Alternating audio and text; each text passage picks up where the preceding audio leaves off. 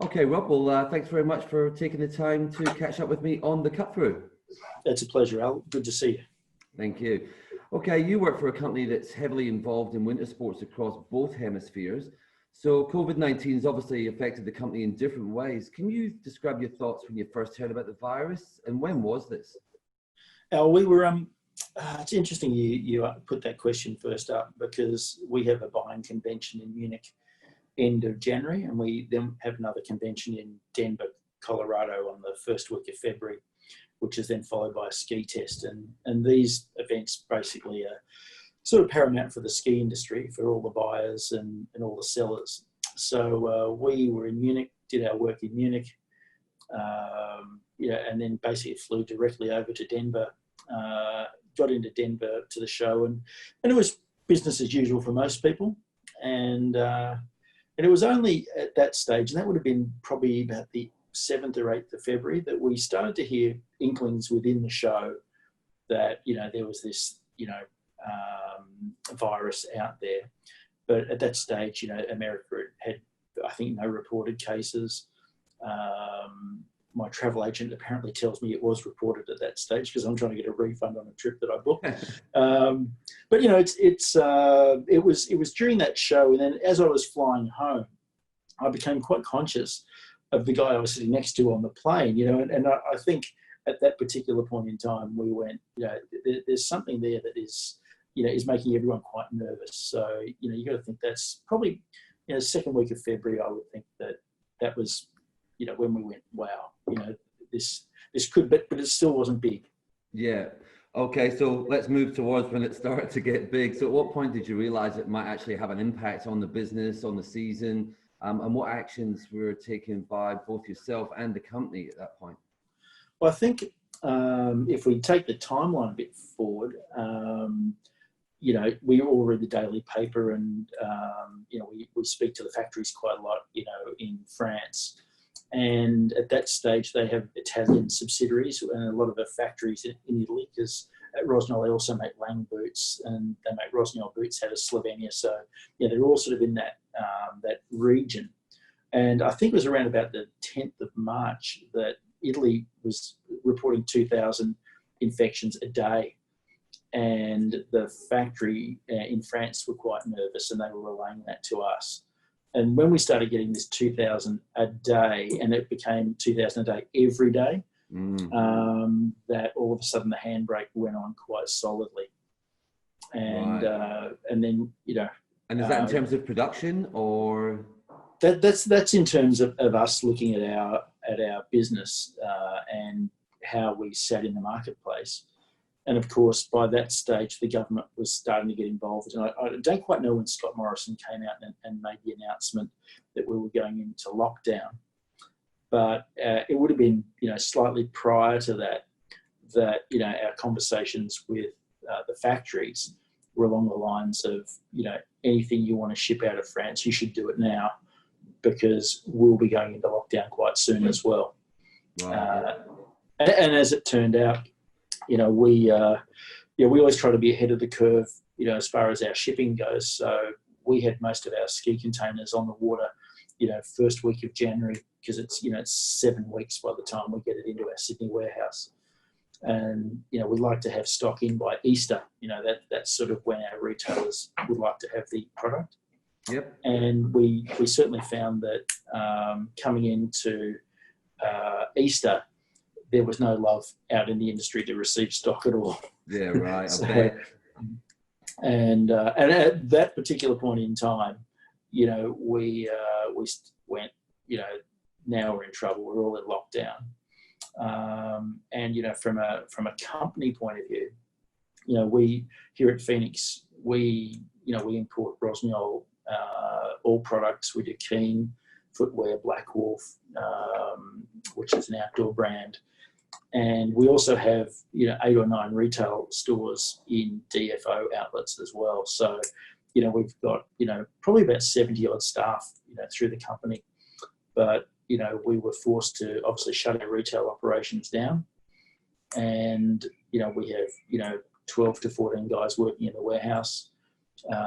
We basically, and thank heavens for our government for JobKeeper, Yeah. because without that, we'd be in a different situation. But we managed to keep all our key staff employed, and we were only invoicing that we were doing was online business. No retailers would accept any stock through the months of April, late March, April, and even to this month.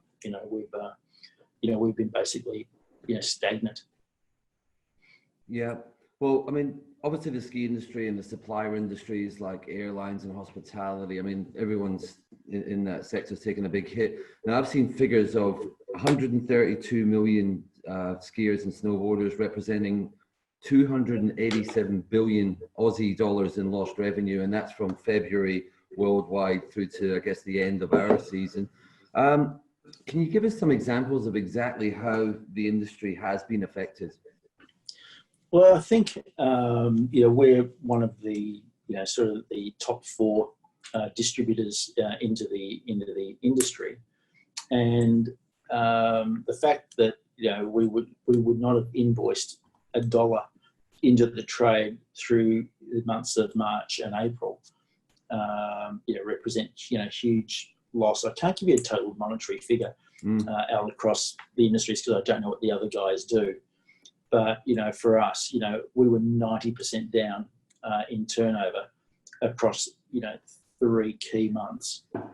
And whilst, they've announced there's a little bit of joy with the ski season's opening on June the 22nd in Victoria at this stage, we'll pick up a little bit, but it will still take us, we would think, over 2 years to catch up to where we need to be. But I would say that turnovers are down with us about 90%. Right. But also, I speak to the factories quite a lot in France, and their biggest concern is how to address this. And this might be your next question, I don't know, but how do you address what's going on?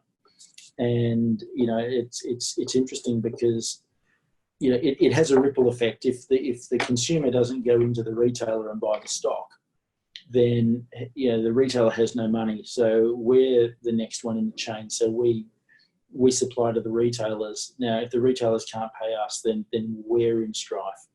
But then the factories, they've just shipped us multiple $1 million worth of stock.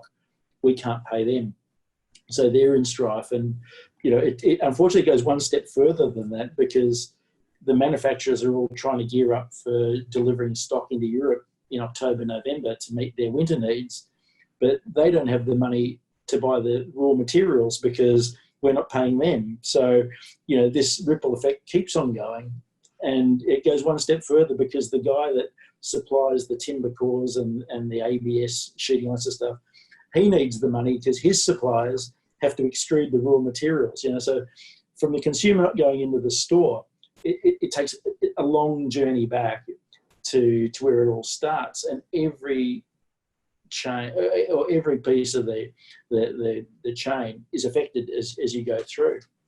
So yeah, I guess most people wouldn't think of it like that when they go to buy their next pair of skis, would they? No. It's an amazing thing that what happened if all at once everyone stopped, and that's what's happened. Yeah. Well, just a slight change in direction. Rossignol, they normally publish some great content across their social media channels. How has the messaging changed over the past few months? And have you got any insight over here into what the plans are for this space moving forward? Yeah, I do. I speak to them a lot because it affects our business quite a lot. And look, there's no doubt that the industries have changed over the last 10 years. Print media virtually doesn't exist anymore. It's everything social media. Rossignol like to control their social media ex-France. So, for example, we don't have a Facebook Australia site because we're not allowed. If you follow Rossignol, it's all content, and then we put content into their system, and then they might have 50 to 80,000 followers in Australia, and then they'll just reproduce that material, but it's all basically going through head office. It's good in a way that they can then control the message that's sent out to the industry. And the message, obviously, we've got some exciting new products, because, especially in the space that we occupy, the all mountain and the free ride area, really strong, at the Rossignol company. So, we have a new Black Ops range coming out, which replaces our Sol 7 series. This is a really high voltage, sort of backcountry, energetic product. And and great name for a product like that. If the Black Ops, I can say, yeah, Black Ops, yeah, awesome. No, and the graphics, match that. It's a good. These are very clever guys. It's a great package. But all the social media is going out. Obviously driving that. But at the same time, with the COVID crisis, to try and keep a little bit of stability into it, one thing that they're going very hard at is to make sure there's more continuation of existing products, so that, if you have just gone out and bought the latest Rossignol Experience ski and you go, oh no, there's a crisis on, you can be rest assured that that particular ski in its form will continue on next year, and into 2022, because what they're saying is that, all the way through the chain, we want to keep our story quite solid with the consumer, and we're going to improve our product, but we're going to extend the life of our product as well, because there will be a lot of issues with and retailers are the biggest ones, where they won't have the ability to get new stock in and then sell it and then move out the old stock and get the new 2021 stock in, because the market's not there for them at the moment. Yeah, and we have to protect those guys. Yeah, for sure. So so when the stock leaves Europe in January, that's it for the Australian season that year. There's no more coming for that season. That's it, right? That's it. Yeah. And because the factories, and now this is the other area that a lot of people wouldn't realise, is that the factories are producing 12 months of the year because they work in cycles, and at the moment they're working, or they're trying to work diligently to produce skis and boots and snowboards to put into the European market for October 1 delivery, because it's a Christmas sport over there. Everyone buys skis for Christmas presents and stuff like that. It's a huge market. The problem is that with the COVID-19 crisis, the factories have been closed for 3 months. So as they come out of the sleepy time and start getting back to work, they can see straight away their production schedules are miles behind. So inventory is going to be at a premium, so that's the message to go out to everyone, that, where you'd normally say, oh, I can't get it today, but they'll get it in for me. That may not be the case. It's getting, it will by design and default will get harder to get. Yeah, definitely. It's because they're made in Europe. There's nothing happening over in Asia. No, Rossignol, they've had apart from their snowboards, which are made in Taiwan, and their bottom end snowboards, all their productions in Artes in Spain. So they own their own factories in Spain, and they own their own factories in Slovenia and in the Aosta Valley in Italy. Right. And then they have two ski factories in France, which make race skis and high performance skis. So they're still very Europe centric. Yeah, Taiwan's an interesting one because it's not known as a sort of cheap labor kind of Asian country. It's the opposite, really. So yeah. Yeah, there's a few specialty companies that produce mass for a lot of brands. Yeah. Like Rossignol and Ride and a bit of Nitro, all get made in the same factory. When you get into those base, up to $500 retail boards. Sure. Now, I guess one of the biggest hurdles that people in business, not just yours or ours, but all businesses have had to face recently is all the uncertainty and the unknowns as we move through this uncharted territory that I guess none of us have been through before. How have you dealt with the fact that the 2020 season is fast approaching? Like you said, it was June 22 is the magic day in Victoria, at least at this moment. But until a few days ago, none of us even knew if it was going to happen at all. How have you dealt with that?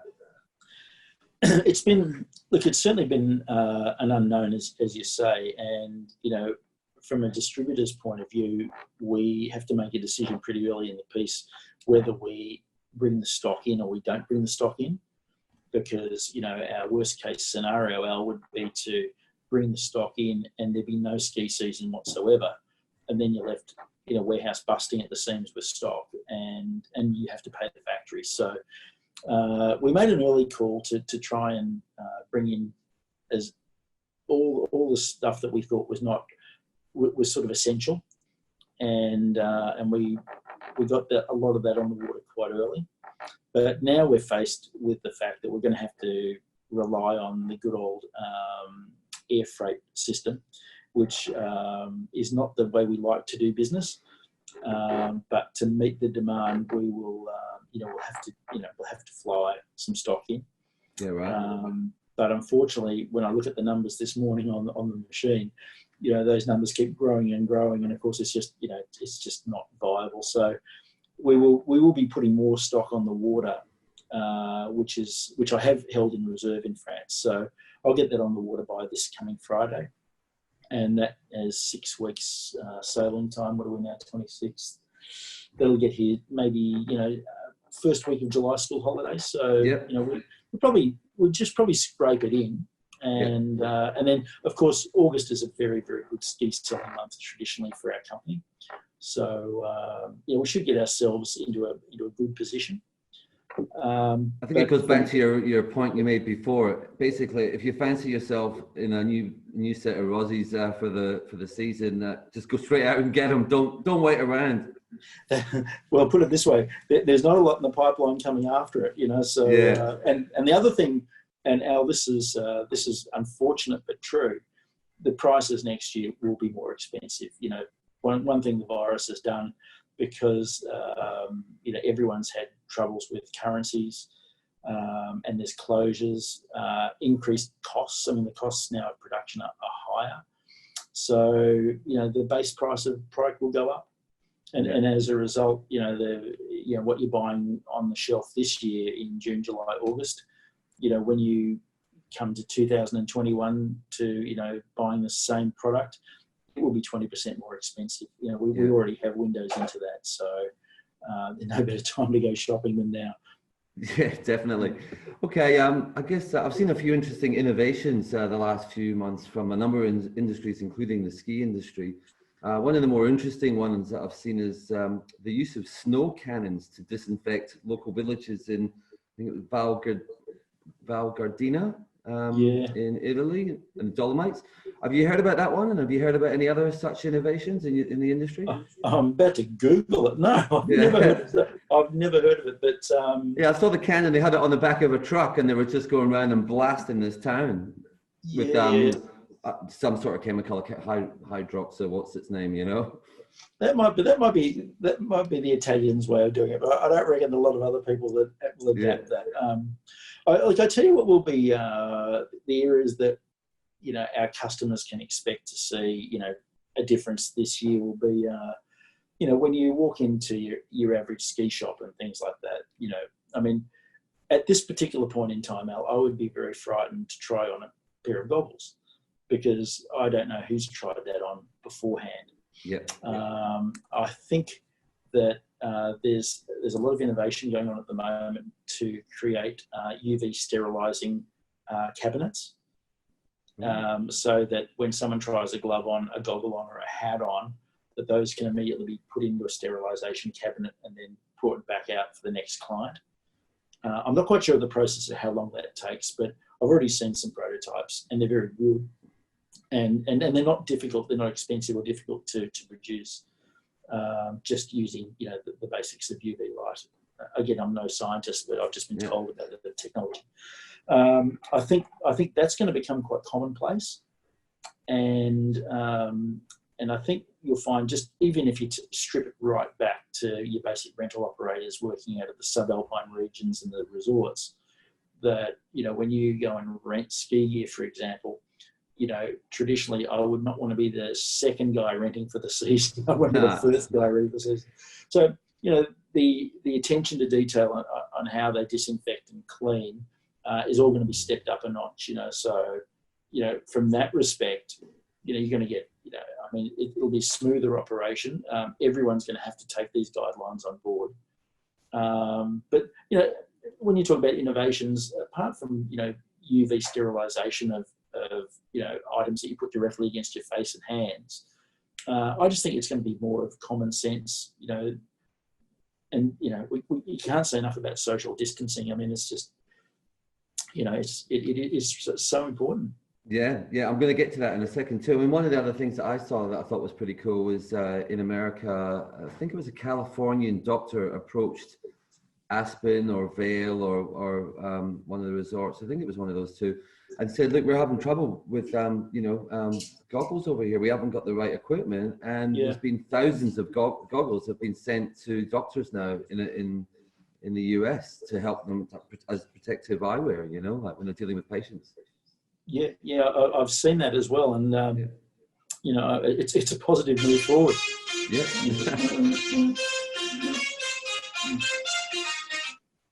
Sorry about that. Yeah, no worries. But yeah, it's a positive move forward. So I would think that anything that you can do, to assist in that way. And the ski business, when it comes down to us finally getting on the snow, the fact that we are wearing goggles, face masks, and more importantly gloves, is going to is going to be a big ticker and a plus, for getting people back out there safely as possible. Yeah, maybe if we'd started doing that back in March around the cities, we might have looked a bit funny, but could have had lower rates of infection. Well, my wife still wants me to go to the supermarket with a mask on, and I can't bring myself to do it. Yeah, you don't want to be that guy. And you know what? And it's not vanity. It's just you just go, I wouldn't normally wear it, and anyway. Yeah. So, we all have to make sacrifices these days. Exactly, but not when it comes to fashion at the supermarket. Now, as we've said before, it looks like the season's kicking off in Victoria on the 22nd of June. Colin Hackworth, who's the Chief Executive of the Australian Ski Areas Association, he's come out and said he's keen to avoid, as I'm sure everyone else is, what he calls a Bondi moment. So what do you think skiers and snowboarders can expect to find is different when they get to resorts to, mitigate that issue? Yeah. I know Colin really well, and he's done some sterling work in this area. To go to the government and put the case forward, and get it approved. I mean, they all obviously want people to be employed, but Colin's done a lot of work in this area, I believe. So well done to him. But I think when we all go back, and hopefully New South Wales falls into line next week and announces the 22nd of June for New South Wales as well, I think we'll go back with only 50% of the lifts running. I think if a ski resort has 20 lifts, you'll probably open it with 10. And I think that they will run, because the most important things here will be lift staff and ski patrol, because you can't operate the resort without those two key people. So I think that they'll, from a ski patrol point of view, and again, this is me surmising, I have no knowledge on this, but I would think that you would keep your ski patrollers socially distancing and widen the breadth of accommodation that they're in, not too much shared accommodation, which in the ski resort's quite difficult. But you've got to keep those guys at the forefront of what you're doing.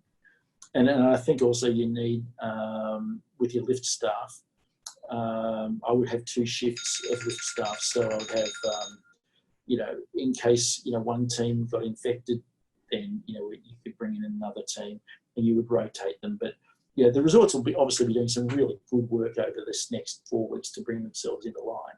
Yeah, but, I mean, that's an interesting point, like only having half the lifts open, because, I'm just wondering how they would do that, because say you've got 2 green runs and you shut down half, you would think then more people, it would be busier at the other one.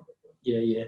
I think, and look, I might be wrong, but my thinking is along the lines of, it comes down to accommodation. And in the old days, and certainly when I worked in the ski resorts, we would have 200 guys in one building, and we used to love it, because there'd be 6 of us in a room, we'd be knocking back some gym beams, all be great. I used Not to have today. 20 people in a flat that was, there was four, was it four in a room? And the room is like the size of a shoebox, like, you know, and there was 5 of those rooms. But normally in the city, that would be a 2-bedroom apartment, you know, like, so a lot of fun.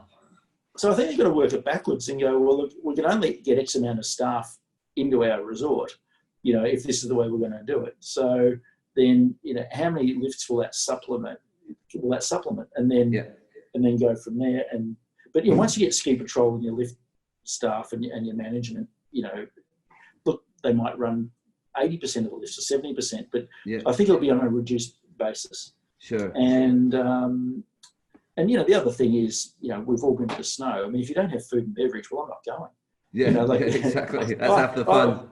I want to have a beer after skiing, you know, or a really good red wine, you know. So the fact that, you know, there'll be 20 people, you know, per venue at the moment, I think it could even go up to 50, you know, is all positive, you know, because that means that it will not be just day trippers going to the snow. It'll be people that can stay in hotels and stay overnight, but you know, it'll all be on a limited basis. You know, we won't have an overcrowding issue.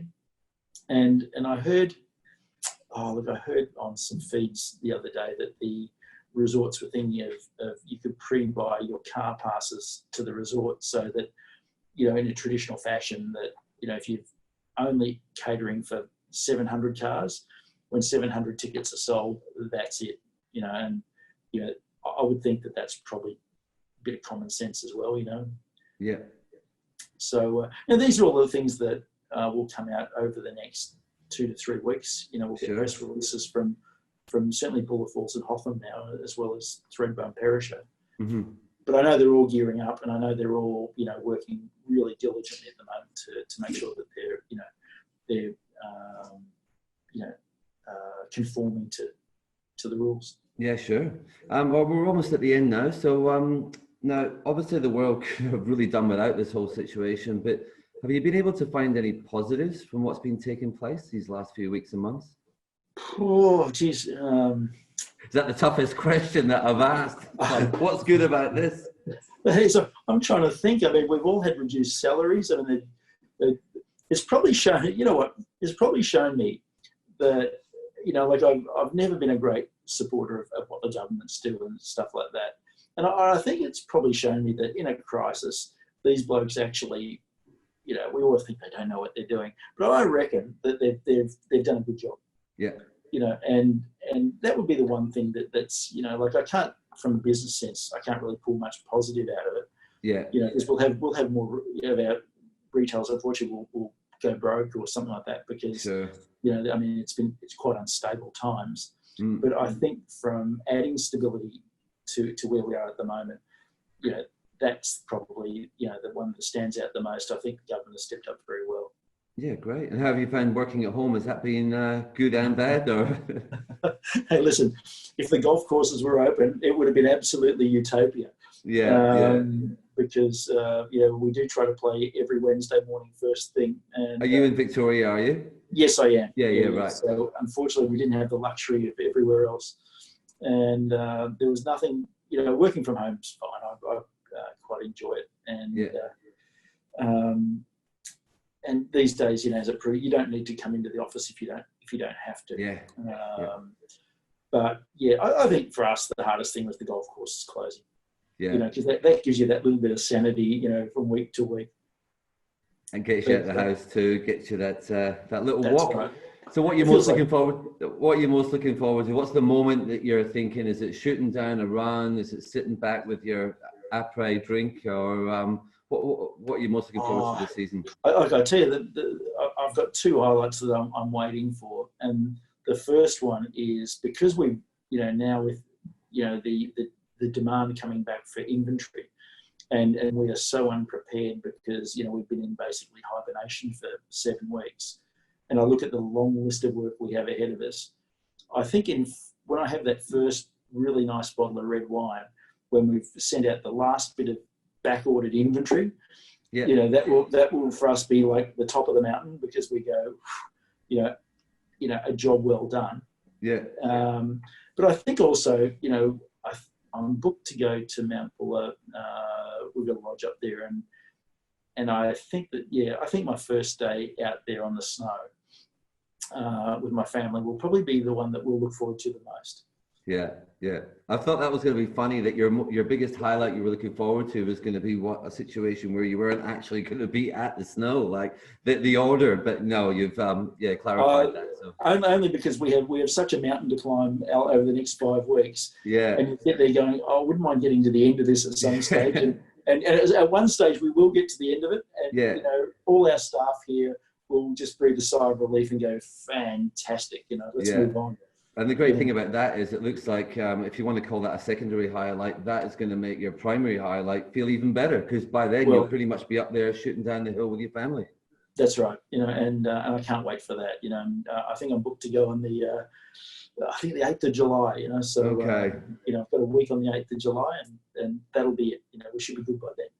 Perfect. Well, I hope you have a fantastic season. Yeah, I'm stuck in WA these days, so it's not often I get over there. So, but if I can, I will.